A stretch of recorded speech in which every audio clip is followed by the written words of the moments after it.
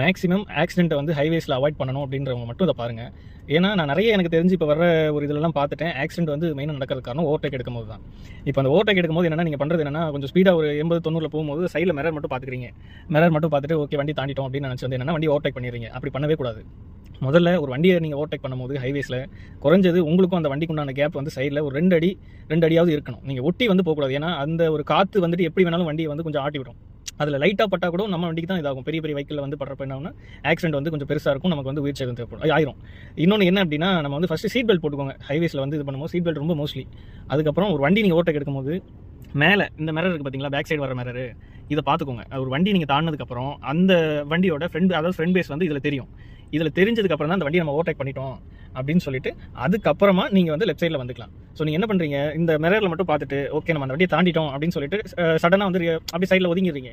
அப்படி ஒதுங்குறனால ஏன்னா maximum accident ஆகிடுது. அந்த உங்கள் வண்டியோட பேக் சைடு வந்து அந்த வண்டியில் ஃப்ரண்ட் சைடில் பட்டு அடித்து தூக்கி வீசி நிறைய உயிர் சேதம்லாம் நடக்குது. ஸோ சேஃப் டிரைவ் எல்லாம் பார்த்து கவனமாக டிரைவ் பண்ணுங்கள். Thank you friends.